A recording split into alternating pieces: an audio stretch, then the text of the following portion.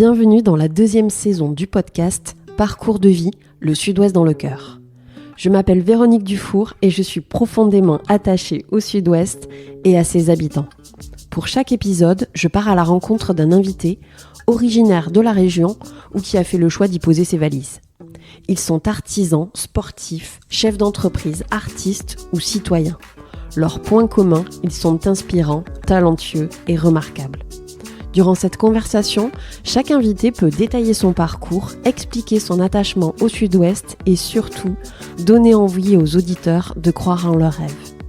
Il s'agit d'un podcast indépendant, alors n'hésitez pas à le soutenir en lui donnant une note sur votre plateforme d'écoute préférée et à en parler autour de vous.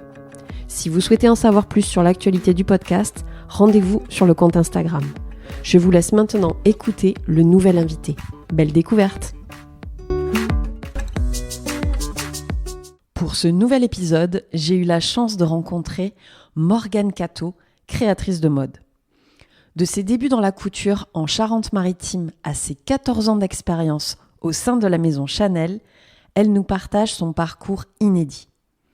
En 2020, Morgane crée avec son compagnon la marque Venitz, un clin d'œil à la Californie et à Biarritz où elle a installé son atelier boutique. La créatrice y propose des pièces uniques, des vestes en jean qu'elle personnalise avec des tissus de haute couture issus des maisons de luxe. L'artisane redonne vie et sublime des vêtements dans un style élégant et décontracté. Dans cet entretien, on parle de mode, d'éco-responsabilité et de création. Morgane Catto est une personnalité lumineuse et remarquable que je vous invite à découvrir. Bonjour Morgane. Bonjour. Je suis ravie d'être aujourd'hui ici à Biarritz dans ta boutique atelier. Je suis ravie de t'accueillir. C'est un grand plaisir. Première question pour démarrer, est-ce que tu peux te présenter pour les auditeurs s'il te plaît ? Donc je m'appelle Morgane Catto, bientôt la quarantaine et j'ai mon atelier ici sur Biarritz, en plein centre-ville, où j'ai mon atelier showroom, donc une partie où j'expose mes créations, mes pièces uniques, et la pièce d'à côté où je travaille directement soit sur des vestes vintage, des vestes seconde main, soit sur des vestes que m'apportent les clients, comme celle qui est à côté de moi en ce moment. Alors vous ne voyez pas, mais moi je peux voir tout ce qu'il y a sur la table de travail de Morgane avec des très beaux tissus, en effet des vestes en jean. Tu vas nous expliquer un petit peu tout ça en détail un peu après dans l'entretien. Si on doit revenir un petit peu à ton parcours et à ta formation, comment tu as démarré en fait dans la mode ? Du coup, on revient 20 ans en arrière. C'est pas si loin que ça. Voilà. Je sors du bac, un bac littéraire, option art plastique, et je suis complètement paumée. Je sais pas ce que je veux faire de ma peau, de ma vie. Et il faut faire 3 vœux.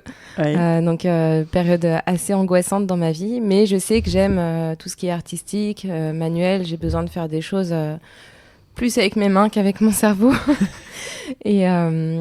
Et du coup, je m'oriente vers la couture. Donc, c'est l'été, on est au mois de juillet, je m'achète un patron, un bout de tissu dans un magasin. Et j'essaie de faire quelque chose, mon premier truc de couture avec la machine de ma mère. Et au début, ça m'énerve profondément, je comprends rien aux explications. Je me pique, ça m'impatiente dans les doigts, je m'énerve. Je fais, oula, ça m'étonnerait que ce soit ça.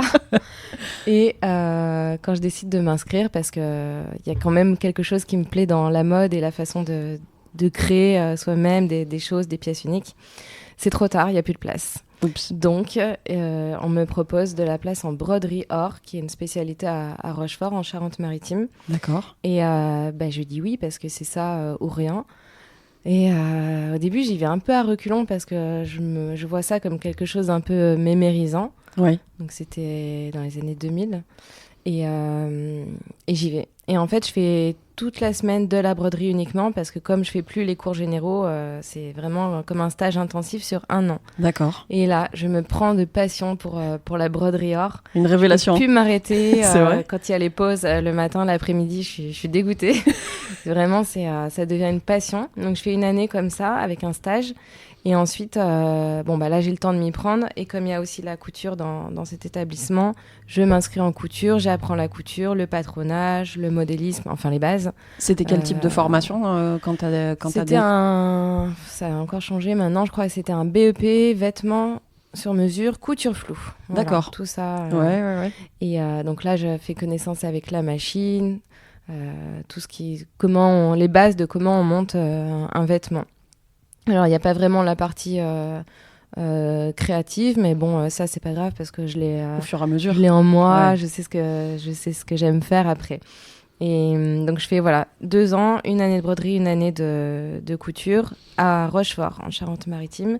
Et après, j'ai pas vraiment envie d'aller dans une retoucherie ou... Oui, c'était pas ton souhait ni ton envie. Non, j'avais des ambitions un peu plus hautes, donc, mais j'avais jamais quitté la Charente-Maritime vraiment. Donc pour moi, partir sur Paris ou Bordeaux me plaisait bien. Alors il y avait plusieurs choix. Il y avait Saint-Jean-de-Luz, il y avait Cannes, Bordeaux ou Paris. Donc j'avais mis Paris en dernier. Finalement, c'était Paris. C'est vrai. Donc j'arrive sur Paris pour chercher un peu une entreprise.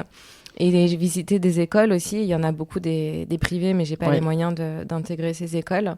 Et je tombe sur la chambre syndicale de la couture parisienne, où il y a une partie privée et une partie CFA, donc qui demande que je trouve un employeur. Donc on est fin août. Et ça démarre en septembre. Voilà, j'ai 2 semaines.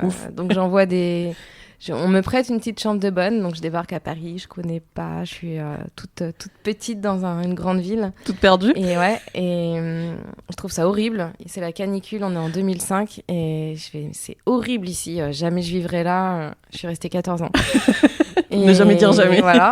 Donc j'envoie des CV, des lettres partout, dans les toutes petites maisons, dans les grosses maisons et franchement j'ai très peu de retours. Ou alors des retours négatifs, on n'a pas besoin. Donc je cherche une alternance. Et comme j'étais novice, que je ne savais pas trop comment tout fonctionnait dans le monde du travail, je ne savais pas ce que c'était qu'une DRH. Donc j'écris ma lettre directement à Madame Martine, qui est responsable de l'atelier couture floue chez Chanel. D'accord. Donc c'était pas du tout intentionnel, mais ma lettre, elle ne bifurque pas par les RH, elle va directement sur la table d'atelier de Madame Martine. Et la RH m'appelle pour le coup et me dit « Oui, Madame Martine a reçu votre courrier, elle aimerait bien vous rencontrer. » Incroyable. Waouh. Trop de chance, parce qu'au RH, ils reçoivent quand même des mails maintenant du monde entier. Hein. J'imagine. Beaucoup du Japon, de partout. Voilà, Morgane Cato, elle a glissé sa petite lettre là. Et donc, il me rappelle et il me donne rendez-vous 2-3 jours après. Il pensait que j'étais retournée en Charente-Maritime parce que j'avais mis cette adresse-là. Et j'étais là. Donc, ça s'est fait très vite. J'ai rendez-vous avec Madame Martine et je viens avec un baluchon avec plein de cintres dans le dos pour lui montrer un peu ce que je sais faire. Que tu sais faire, voilà, ouais. Autant en broderie qu'en couture. Et je pense que ça lui a beaucoup plu et que ça a joué en ma faveur. Et ils m'ont rappelé le soir et ils m'ont dit « Madame Martine vous prend ». Super. Voilà, donc j'ai commencé quelques jours après. Il fallait que je trouve l'appart, que je change de vie comme ça d'un coup. Et j'ai démarré mon alternance. 3 ans en haute couture. D'accord. Donc c'était vraiment génial. Pour toi, c'était le rêve en fait. Ouais. À cet âge-là et avec les envies que tu avais 20 ans, arriver sur Paris, la culture, les expos, tout à découvrir. Un monde féerique où je touche des matières sublimes. Ouais. Et les défilés, c'est T'avais dingue. des étoiles plein les yeux au quotidien. J'arrivais quand même de la campagne, Ouais. même si c'était très sympa là où j'étais, mais rien à voir. Et puis ça façonne quand même de passer par Paris. Je pense que ça change une personnalité, ça ouvre l'esprit. Et je sais qu'à chaque fois que je rentrais chez moi, je me sentais différente du coup. Décalée. Ouais, voilà. Enfin, enrichie surtout. Et donc 3 ans en haute couture. Après, il y a un échange et je pars à l'étage du dessous au prêt-à-porter de luxe. D'accord. Donc là, c'est plus 2 collections par an, mais 6. Donc c'est un autre rythme. Un rythme différent, ouais. Et qui me plaît plus, en fait, parce que ça bouge, c'est tout le temps des nouveaux matériaux, c'est plus actif. On reste pas 1 mois et demi sur une pièce. Ouais. Non, il faut que ça bouge. Donc, on peut avoir 3 pièces par par collection. Voilà. Donc, je fais une demande pour rester ici et ça fonctionne. D'accord. Et voilà, en tout, je passe 14 ans dans la maison Chanel. C'est une aventure incroyable. C'était rentré par la petite porte, oui, vraiment. Et puis, tu as réussi grâce à ton travail et j'imagine à ton investissement, à rester 14 ans. Ouais. Chanel, c'est quand même la référence en matière de couture et de haute couture au niveau international. Pour moi, oui, parce que c'est vraiment Moi, je vois ça comme une maison solide, qui sait où elle va, qui arrive à sortir des pièces intemporelles. Donc, ça reste pérenne. Et les autres maisons, je sais pas. Je trouve que souvent, ça change un petit peu trop vite. On est perdu. J'ai l'impression que les autres maisons, elles essaient de s'adapter un petit peu trop aux tendances. Et c'est pas forcément la solution, je trouve. Ouais. Voilà. Quand on travaille dans une maison comme Chanel, j'imagine que la minutie, le travail précis, c'est le quotidien de tous les gens. Je trouve que c'est de la chirurgie. C'est ça. Parce que quand j'étais en haute couture, parfois, je pensais à une mousseline de soie où il fallait passer un fil dedans ou coudre à la main, parce qu'on coud beaucoup à la main. Et je me dis, mais en fait, c'est du travail de chirurgien. Si j'avais fait médecine, en tout cas, je pense que je serais douée aussi en chirurgie. En termes de dextérité au niveau des mains. Ouais. Bon, ça n'a pas les mêmes conséquences, mais oui, c'est voilà. sûr. On peut recommencer. Voilà. Et toi, de cette expérience de 14 ans, donc, où tu as été dans plusieurs étages, comme tu disais, qui correspondent à plusieurs types de collections, qu'est-ce que t'en as appris? T'as grandi, en fait, et t'as appris ton métier dans cette maison.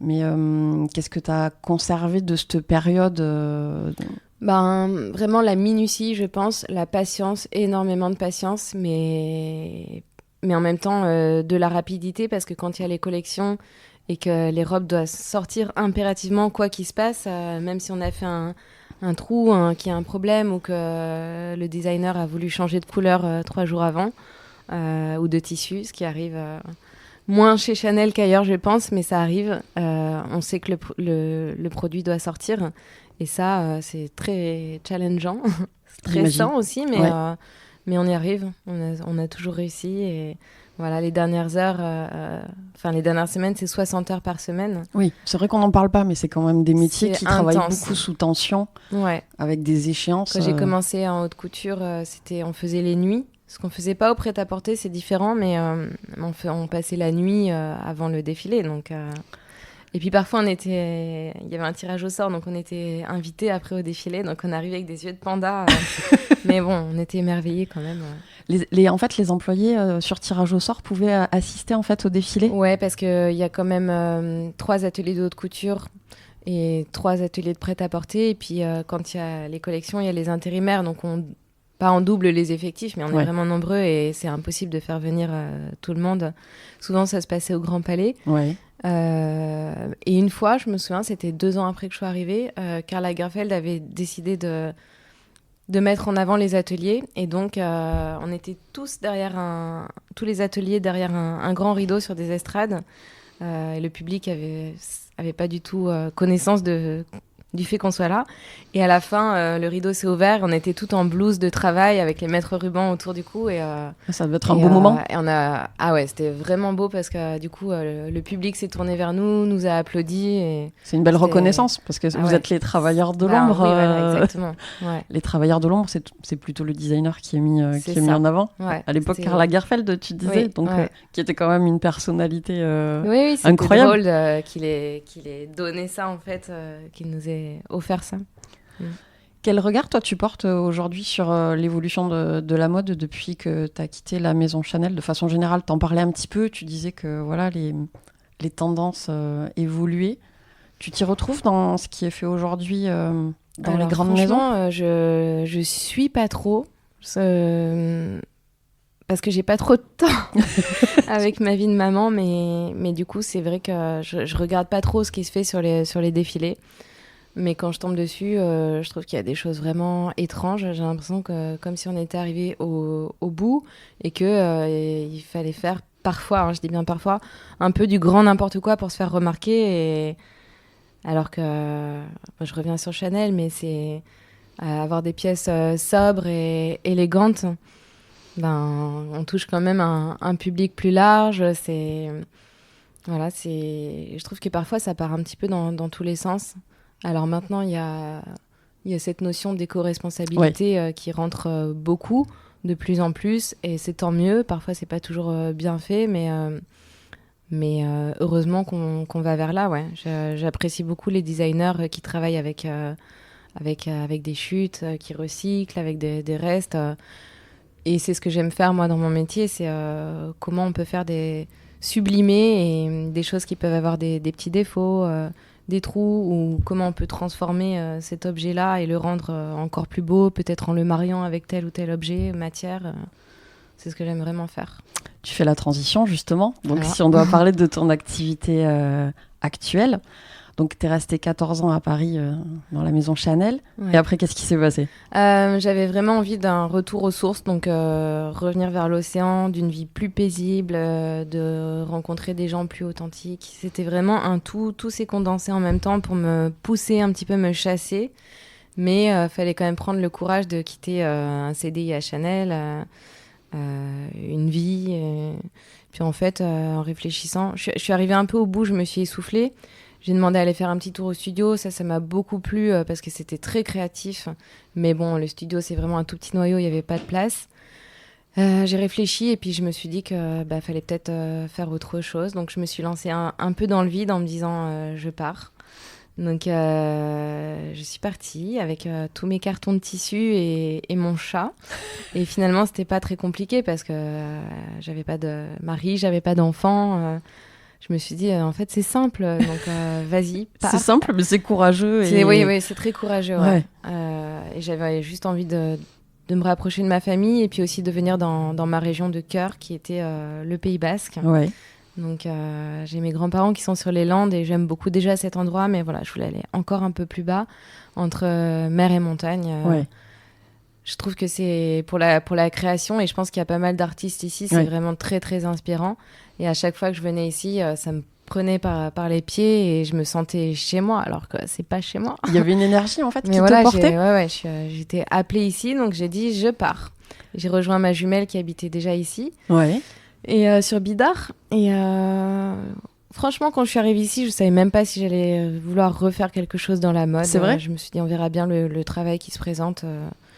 Et puis quand j'ai commencé à sortir mes cartons, à les déballer, après avoir bien profité de la plage, des soirées, la rentrée un peu plus sérieuse, j'ouvre tous mes cartons et je les ressors. Et en fait, je les déplie tellement j'aime toucher leur texture, les voir, et je me dis, je pense que c'est pas fini. Il va falloir que je m'y remette. Donc j'ai ressorti ma machine, j'ai commencé à travailler des pièces en jean, des vestes. Les pièces en jean, pourquoi ? C'est parce que c'est une matière, une pièce, toi, que t'apprécies ?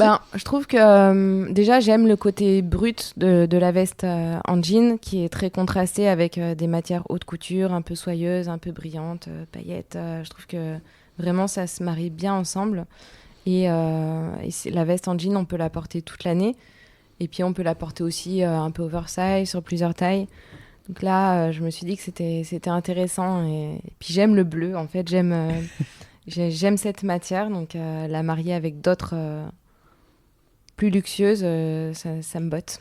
Donc t'as démarré avec cette idée de transformer des vestes en jean, les sublimer avec des tissus. J'ai démarré avec des envies créatives, mais pas du tout commerciales et stratégiques. Et en fait, oui, le détail que j'ai oublié, c'est Rudy, mon compagnon. Oui. Je l'ai oublié dans l'histoire. Avant de quitter Paris, j'ai un petit peu de temps, donc...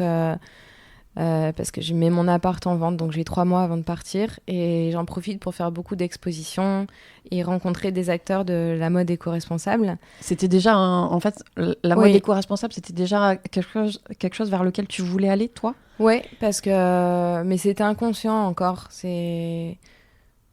Ma mère nous emmenait beaucoup dans les brocantes, tout ça, les vides-greniers. Quand on était petite, je détestais ça. Parce que comme souvent les enfants. Hein. Ouais, j'étais plus branchée marque, et en plus on n'avait pas les moyens, donc c'était encore plus frustrant. Et puis au final, après au lycée, quand j'ai commencé à m'habiller avec un peu des pièces de seconde main, toutes les copines disaient « Ah, j'adore, ça vient d'où ?» Et à chaque fois, c'était ça. Et je me suis rendu compte que c'était bien d'être différent, de ne pas faire fonctionner les industries. Bon, là, je m'éparpille. Mais donc, Rudy. Rudy, je le rencontre pendant une période. Je l'ai au bout de la langue. La Fashion Revolution Week, c'est comme ça qu'on dit ? Je sais plus, quelque chose comme ça. Ouais. C'est qu'il y a un événement en fait tous les ans sur la mode éco-responsable. Au mois d'avril, je crois, par rapport qui a démarré suite à l'effondrement du Rana Plaza en 2013. Je suis pas tout à fait sûre de ce que je dis, mais voilà. Et moi, j'avais vu un reportage d'ailleurs à cette occasion de True Cost qui parle du coup de la vie de ces personnes qui viennent travailler jour et nuit, même avec leur bébé. Enfin, c'est vraiment horrible. Et ça a vraiment été un déclic. Enfin, j'ai pas mal pleuré sur ce documentaire. Et après, je crois que j'ai quasiment jamais remis les pieds chez un H&M, un Zara, parce que ça me dégoûtait en fait. Je pense quelqu'un un peu qui aurait été dégoûté de la viande en voyant un reportage. Tout à fait. Ça a vraiment fait un déclic en moi. Et puis, en fait, au quotidien, quand je travaillais chez Chanel, il y avait toujours des chutes, des petits bouts comme ça, des étoffes magnifiques. C'est dur de les jeter. Oui, j'imagine. Donc, parfois, on avait l'occasion de pouvoir... Quand c'est pas siglé, tout ça, on pouvait récupérer des petits morceaux. Et puis... Après, j'ai toujours aimé, à mon tour, chiner dans les brocantes et récupérer des belles étoffes, des boutons, des galons, des choses vintage. Voilà, donc j'ai beaucoup accumulé et j'ai plein de matières aujourd'hui. Et je travaille aussi avec des fournisseurs, des maisons de haute couture qui revendent des petits coupons. D'accord. Donc c'est parfait pour moi parce que c'est exactement les dimensions dont tu as besoin. Bon, déjà, et puis les mêmes matières aussi précieuses qu'on travaille en haute couture. Donc c'est beau, c'est chouette de pouvoir les réexploiter. Et donc tu as démarré avec quoi, un premier blouson en jean que t'as retravaillé et que tu as commencé à... Toi, peut-être à le porter personnellement. Au début, c'était pas très... Enfin, il a quand même fallu que je trouve ma patte. Je faisais des choses, mais j'étais pas satisfaite et je pense que je partais trop dans des délires créatifs et après je me suis un peu cadrée parce que Rudy justement, Rudy, je l'ai rencontré dans un showroom parisien de mode éco-responsable et on a eu un coup de foudre à la première heure quand je suis venue dans son bureau pour lui poser plein de questions sur la marque pour laquelle il travaillait, EcoAlf. Et ensuite, on s'est revus et on a eu 3 mois, le temps que je sois sur Paris pour faire un maximum d'expositions, de rencontrer toutes ces personnes-là. Et il était bien placé. Donc, c'est vrai que je me suis vraiment mis dedans, projetée, à me dire c'est ça ma voie. Ça t'a permis d'affiner ton projet, en fait. Voilà, de marier tout mon savoir-faire que j'ai pu acquérir en haute couture. Et justement intégrer cette nouveauté pour moi, comment faire en sorte que ça soit responsable. Donc ça, c'était le début en fait. C'était le début, donc moi il était hors de question que je reste sur Paris, j'avais pris ma décision, je venais ici. Rudy, lui, il avait foi que par amour pour lui, je reste, ou je fasse marche arrière et je revienne sur Paris, mais non. Donc on s'est fait un beau voyage en Californie. Tous les deux, et là on a fait beaucoup de boutiques et on s'est rendu compte que on avait les mêmes envies, puis on avait pourquoi pas envie de créer ce projet en commun tous les deux. Et lui il me disait tu fais des créations sur Biarritz, c'est bien, mais il faut vivre, il faut manger. Je fais oui, je sais. donc lui qui avait une stratégie commerciale, business développement, tout ça, m'explique ce que je dois faire. Il me dit écoute, tu dois trouver une boutique, vendre des produits pour le côté alimentaire. Donc, tu vends des produits dans cette boutique qui se rapproche de ce que tu fais. Et tu fais tes créations. Donc, tu as ta table d'atelier au milieu. Il m'explique tout ça. Moi, je viens de passer 14 ans dans un atelier. Voilà, c'est un peu... pas la prison dorée, mais je veux dire, on est tranquille. Il y a pas... Oui, c'est un changement radical, en fait. On demande d'être chef d'entreprise, toute seule, faire de la compta. Donc j'ai rigolé et je lui ai dit c'est super, j'adore ton idée, mais c'est pas possible en fait, je peux pas. Et suite à ce voyage, il s'est dit bon bah en fait pourquoi on fait pas ce projet à deux? Je quitte mon travail à Paris sur Paris, qui était un beau poste, et je rejoins Morgane dans l'aventure.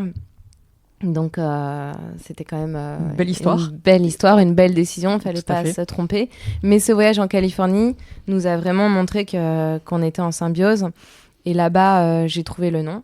Donc on était à Venice Beach au début, et je cherchais depuis 2 mois un nom pour ma marque de vêtements, ça venait pas. Et on fait du vélo là-bas, et je cherche dans ma tête, et je fais Venice, Biarritz, Venice. Ah, je fais, c'est cool ça. Elle était devant et je lui crie, j'ai trouvé. Et je lui donne le nom, Venice, et je vois, il réfléchit et il fait, ouais, c'est cool, ça sonne bien. Parce que il m'avait 50 fois avant dit, non, ça va pas. Parce que... Et là, quel soulagement, il était d'accord lui aussi. Donc, c'était le bon, en fait. C'était le bon, et il fallait qu'on parte là-bas pour trouver le nom. Donc, Venice, inspiration.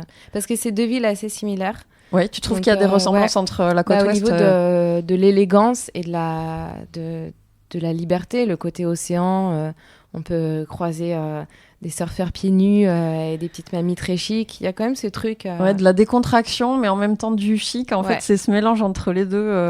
Et c'est vrai qu'on le retrouve ici aussi, sur la côte basque, enfin sur la côte landaise. C'est bien qu'on retrouve dans mes vêtements. Et aussi pour ça, la veste en jean. Donc Venice, voilà, c'est les codes de l'élégance, mais on peut très bien marcher pieds nus, être en basket, ça match aussi, quoi. Donc, vous rentrez de ce voyage avec le nom de l'entreprise que vous voulez créer. Oui.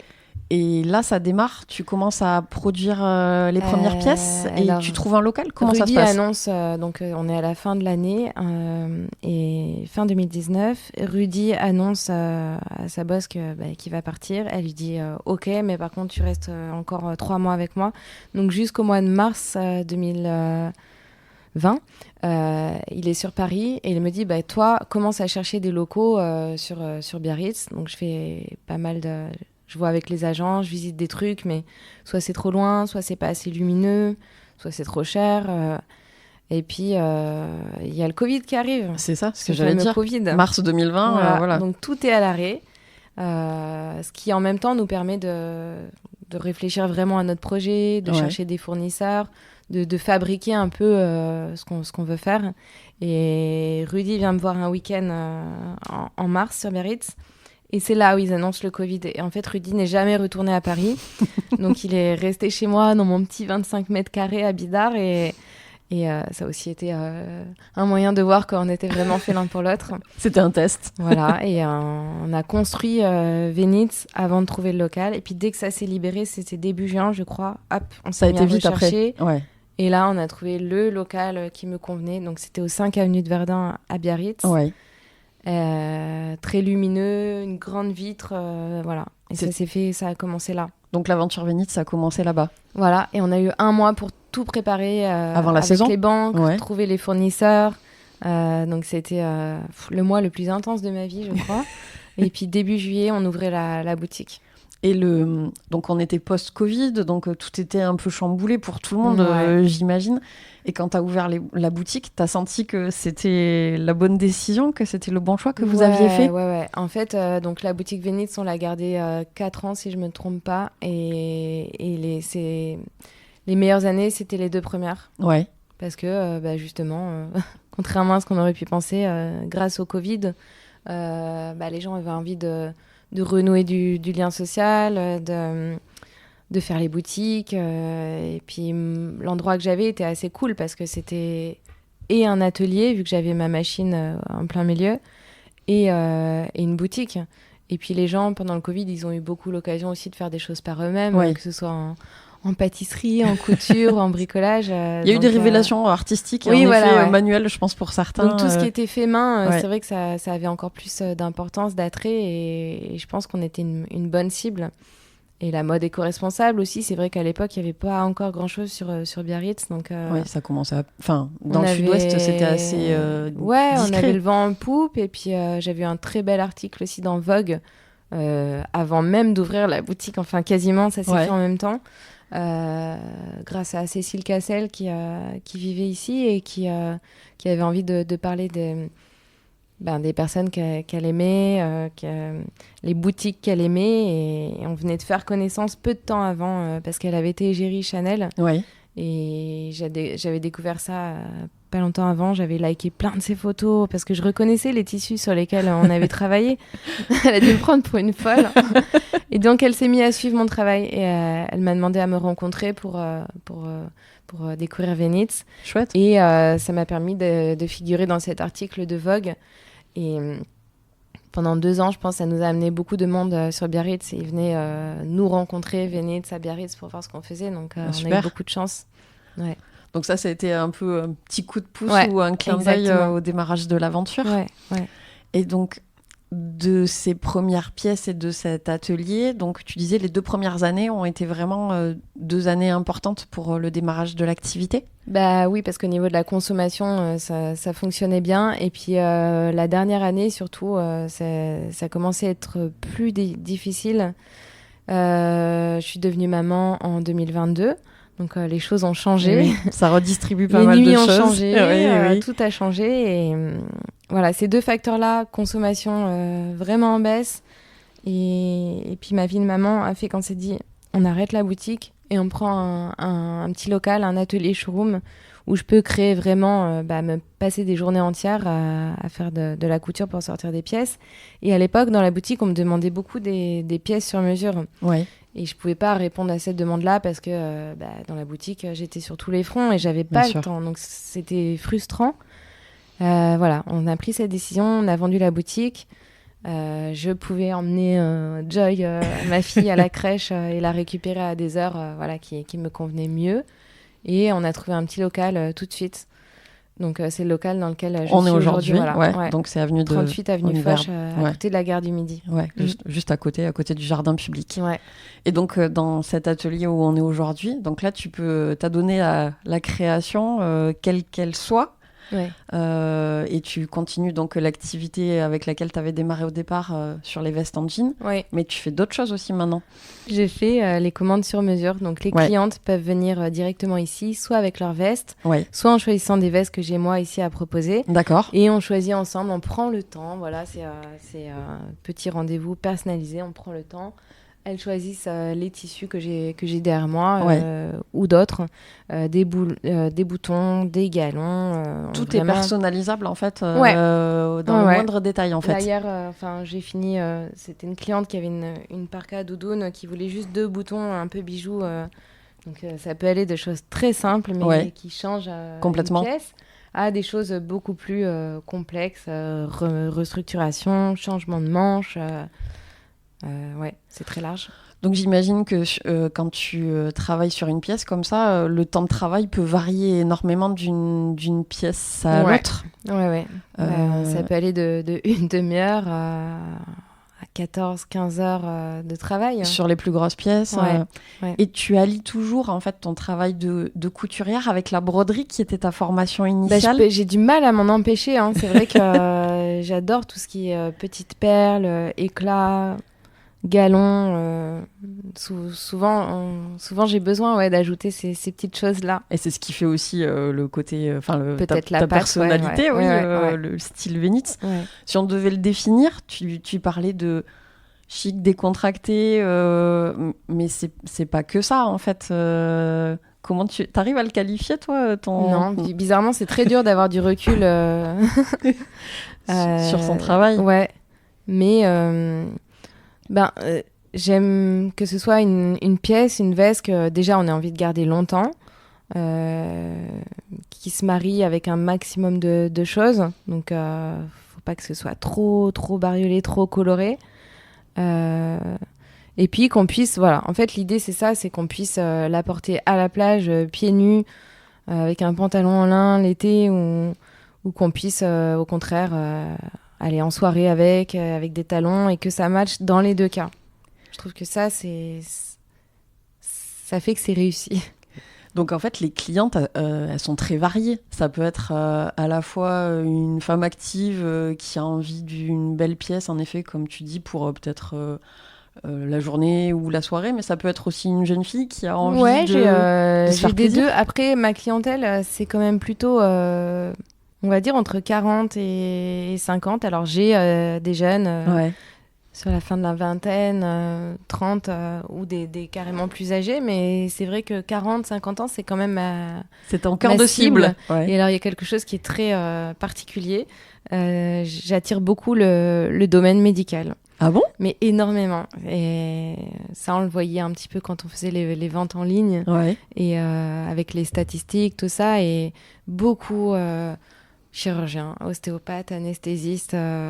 Vraiment, ah ouais. beaucoup. Alors, je ne sais pas à quoi ça tient. Est-ce que c'est le fait d'être sensible à ce qui est réparé ? Peut-être. Oui, c'est vrai qu'il y a peut-être un lien... quelque chose comme ça, de faire avec les mains, je sais pas, c'est il y a une sensibilité là-dessus. Oui, c'est ce que tu disais tout à l'heure, tu parlais de chirurgie, finalement on en revient aussi à ça. Il y a un truc, j'ai pas encore décortiqué, mais il y a un truc qui se passe avec le milieu médical.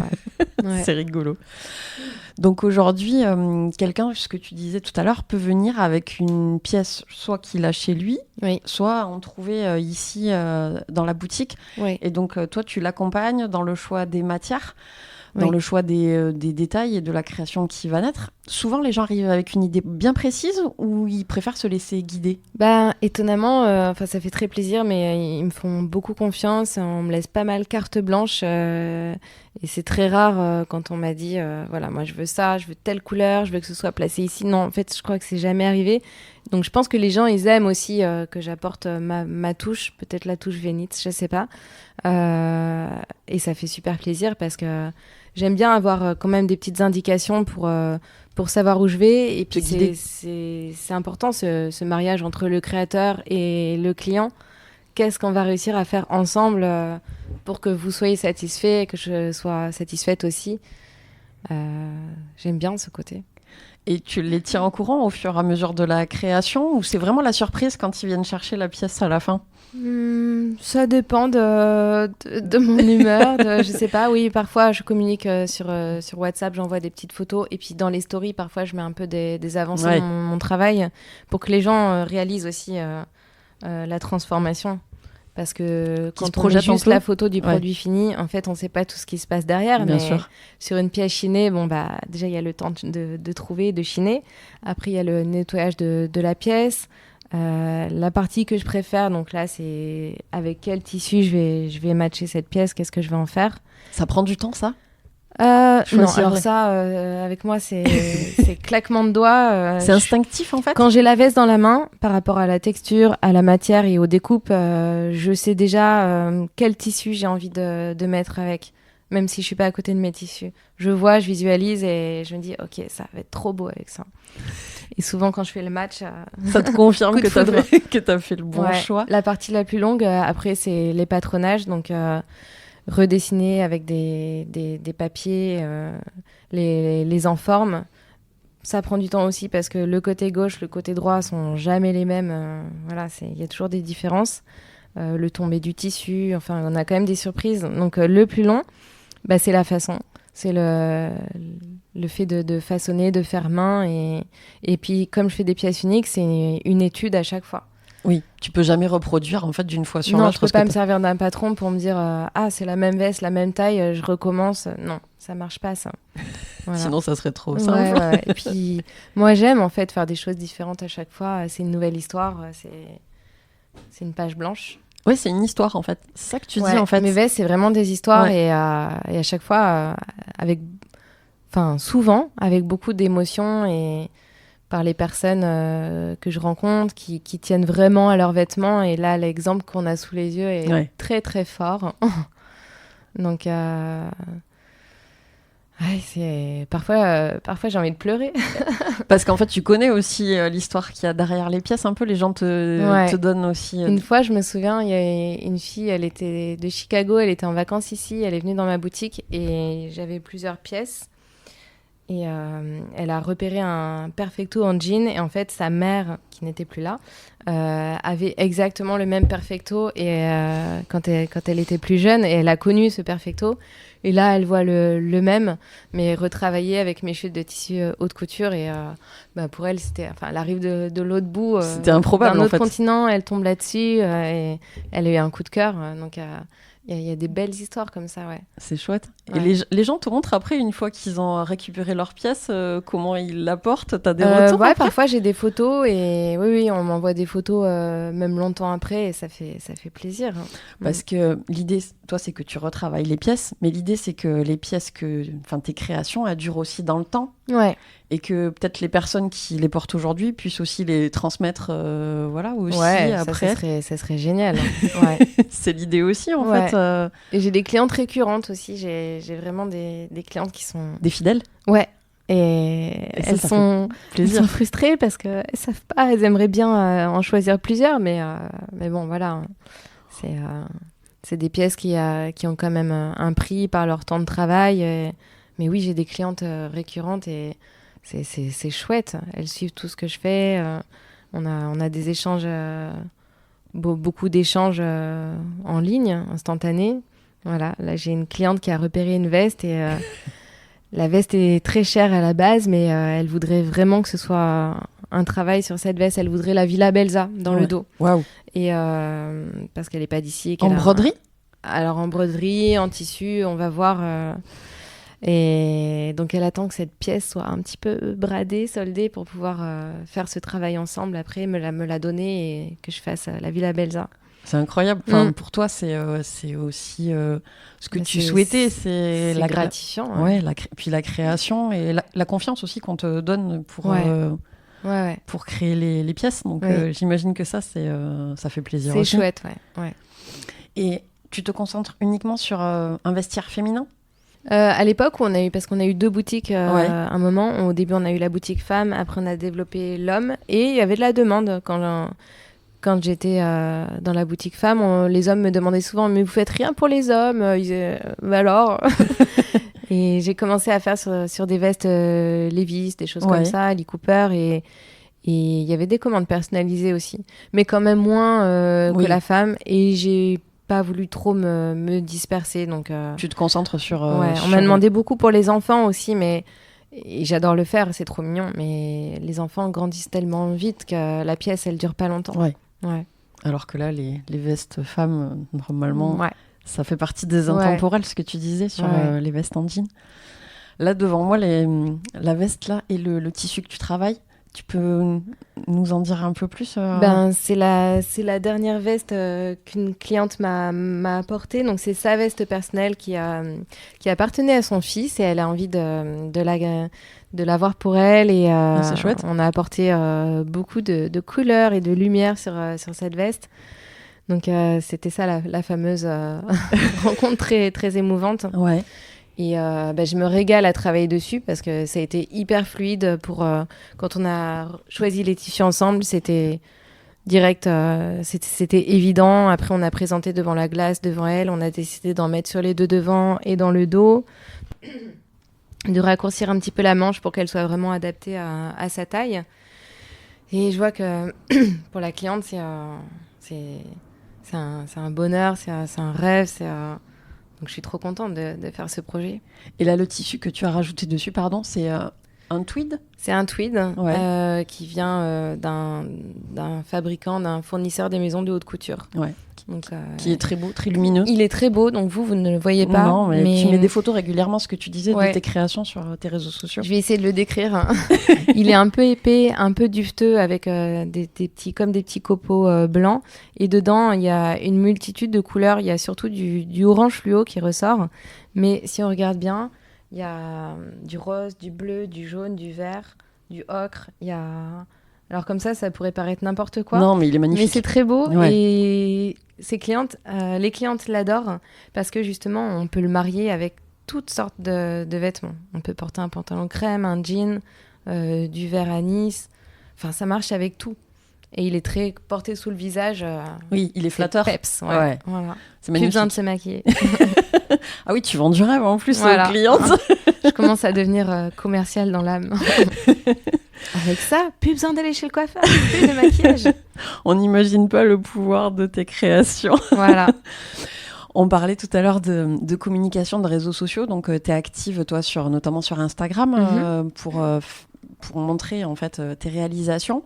Mais il y a un autre moment où tu peux montrer tes créations, c'est les défilés. Et tu en as parlé un petit peu tout à l'heure. On fait je dis on parce que Rudy est dans l'équation aussi, et on fait des défilés une fois par an. Oui. Le tout premier a été sur le toit du casino à Biarritz et il n'était pas prévu. En fait, toujours ce fameux Covid. Et il commençait juste à réouvrir. On avait à nouveau le droit de sortir.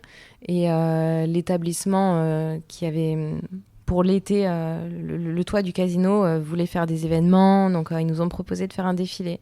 Donc, Rudy, lui, super partant. Ouais. Et moi, j'y vais à reculons et je lui dis, mais attends, mais j'ai rien à présenter, c'est pas cohérent. Bref, j'ai pas eu le choix. Donc, on l'a fait. Et puis, après, fallait continuer. Donc, l'année d'après, deuxième défilé Venitz. Et puis là, c'était le 5e, je crois. Ouais, cette année, il me semble. Cet été. Et on en a fait 2 en plus cette année. Parce que... en fait, quitte à passer beaucoup de temps sur des pièces, autant un défilé, c'est très court. Ouais. C'est 20 minutes, donc c'est un peu frustrant. Et on en a fait 2. Et là, pour l'été prochain, j'ai un autre projet, justement, plutôt que ça défile que 20 minutes et que tout le monde ne puisse pas le voir, parce que je ne suis pas là à cette date-là ou pour X raisons. J'aimerais bien que ce soit un peu plus comme une exposition, donc les pièces soient visibles dans la durée, peut-être sur un été, 15-20 jours, je ne sais pas. D'accord. Et puis dans un lieu, Biarritz, c'est quand même très touristique, donc il y a les locaux, il y a les touristes. Et j'aimerais bien que les gens prennent le temps de pouvoir peut-être tourner autour de la pièce, qu'il y ait des photos, des explications à côté, parce qu'un défilé, ça va trop vite. Oui, puis on n'a se rend pas pas le compte. temps de voir le travail, voilà. Donc ça, c'est le projet pour l'été prochain ? Moi, j'aimerais bien que ça se passe comme ça. Voilà. Donc, je vais missionner Rudy pour qu'il me trouve les idées. Et puis, je trouve il faut prendre le temps.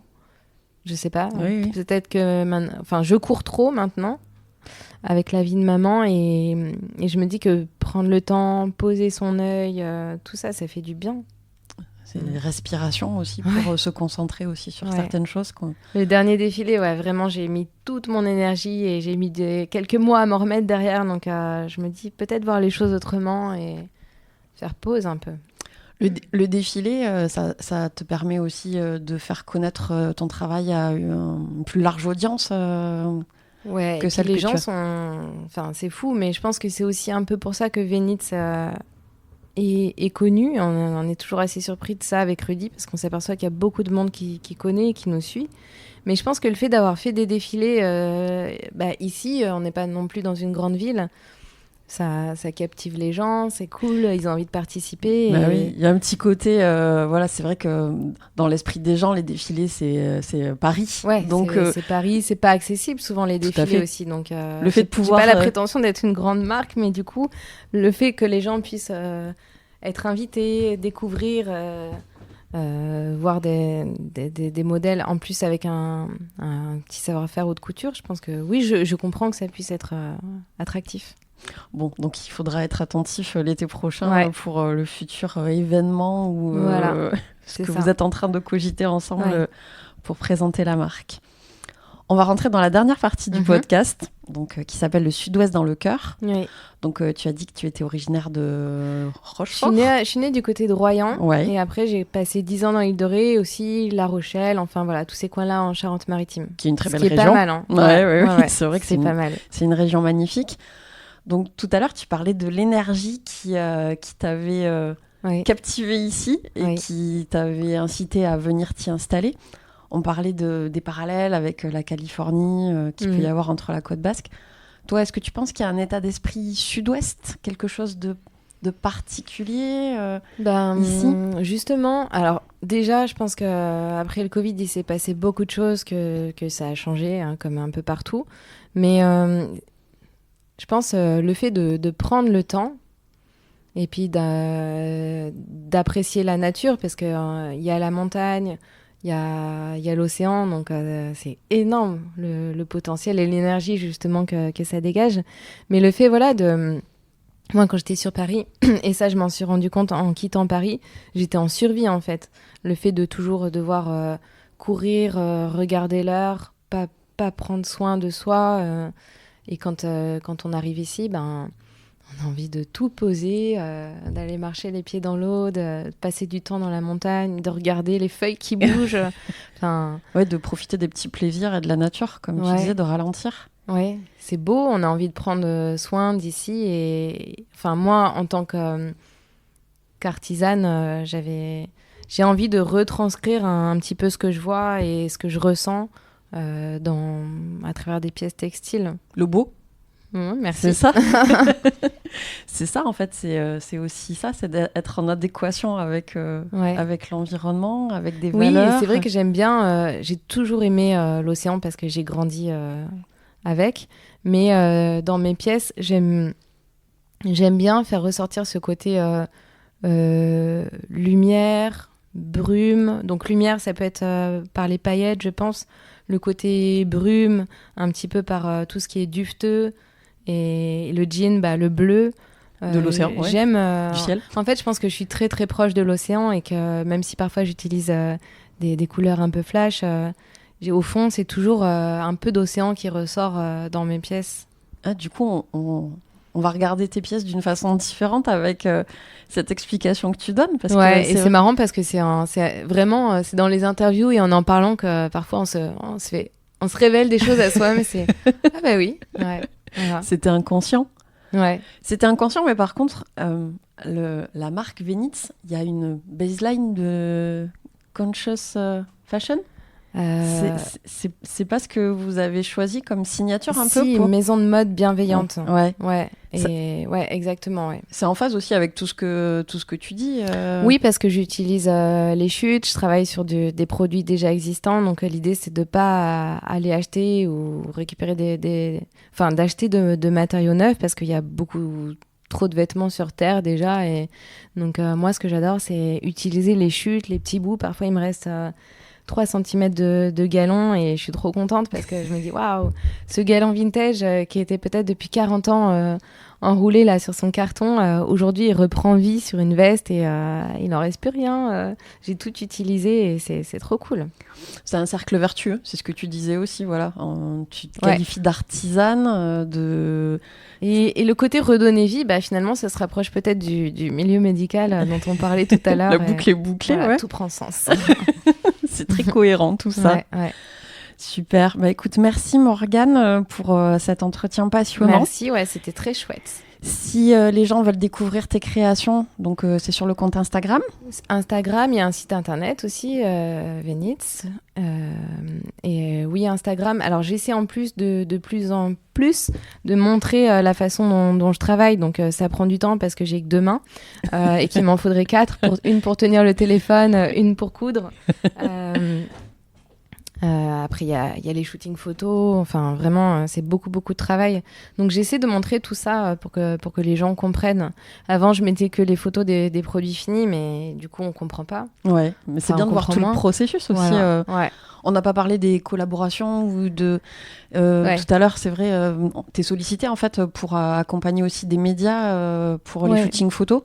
Oui, et c'est vrai que là, c'est la 2e fois qu'on me sollicite pour faire le shooting d'un magazine local ici. Et je me suis prise de passion pour ça. C'est vraiment génial.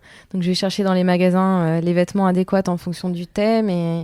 Et après, ça se passe sur 3 jours. Il y a le choix des vêtements, des accessoires. Après, les essayages sur la mannequin. Et après, le jour J, le shooting. C'est vraiment du plaisir. C'est une autre partie du métier et c'est agréable aussi. J'adore faire ça. De pouvoir sortir aussi de l'atelier, de pouvoir t'exprimer différemment. Exactement, c'est ça. Bon, super. Libérez-la. Oh, t'as pas l'air très enfermée, très contrainte. Et si les gens veulent passer, en fait si les gens veulent passer, s'il y a de la lumière, c'est ouvert. S'il n'y a pas de lumière, je suis par Mons et par Vaux. Non, mais on peut prendre rendez-vous en plus directement depuis mon Instagram. Oui, c'est ce que tu disais pour un conseil personnalisé aussi, ou un accueil particulier. Et puis, je suis très réactive à répondre sur les réseaux, donc n'hésitez pas. C'est super. Écoute, merci Morgane. Merci. Et puis à très bientôt. À très bientôt. Au revoir. Au revoir. Merci pour votre écoute. J'espère que cet épisode vous a donné envie de découvrir le magnifique travail de Morgane. Pour avoir plus d'informations sur le podcast, rendez-vous sur le compte Instagram. Et pour faire grandir la communauté, n'hésitez pas à partager les épisodes autour de vous. Je vous dis à très bientôt pour un nouveau parcours de vie.